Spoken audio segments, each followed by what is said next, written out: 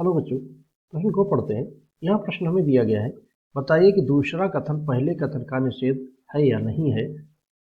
सभी हाथी विशाल है, एक हाथी विशाल नहीं है। इस कथन को हम हल करने से पहले इसकी मुख्य अवधारणा पर चर्चा करते हैं, फिर हम इसको समझते हैं। तो मुख्य अवधारणा कुछ इस प्रकार से होगी। इसमें मुख्य अवधारणा, हमें कोई कथन मान लें। यहाँ पर लिखा है सभी हाथी विशाल है, तो इसी प्रकार से हमने कोई कथन मान लिया। समझने के लिए एक कथन हम मान लेते हैं। तो सभी, यहाँ पर कथन सभी आदमी मोटे हैं। तो इसका जो निषेध होगा कथन का, वो इस प्रकार से होगा। यहाँ से हम लिखेंगे सभी आदमी मोटे नहीं, तो लिखना है मोटे नहीं है। यहाँ पर हम लिखेंगे इसमें सभी आदमी मोटे नहीं है। तो ये दिए गए कथन का निषेध है। अब हमें जो दिया गया है उसको हम मान लेते हैं। यहाँ पर जैसा कि हमें दिया गया है इसको हम मान लेंगे।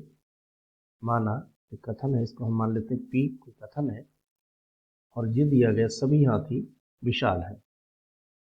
सभी हाथी विशाल है। इसका जो निषेध होगा इस प्रकार से हम निशान लगा देते हैं, ये निषेध का निशान होता है। तो यहाँ पर हम लिखेंगे सभी हाथी विशाल नहीं है, विशाल नहीं है। ये हो गया है हमारा दिए गए कथन का निषेध।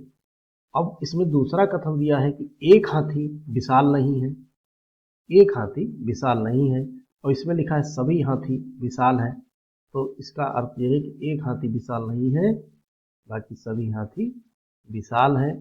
तो ये हम देखते हैं कि पहले कथन का जो दूसरा है वो इसका निषेध है। तो हम लिख सकते हैं अतः इसमें लिखा है सभी हाथी विशाल है, और दूसरा दिया है कि एक हाथी विशाल नहीं है।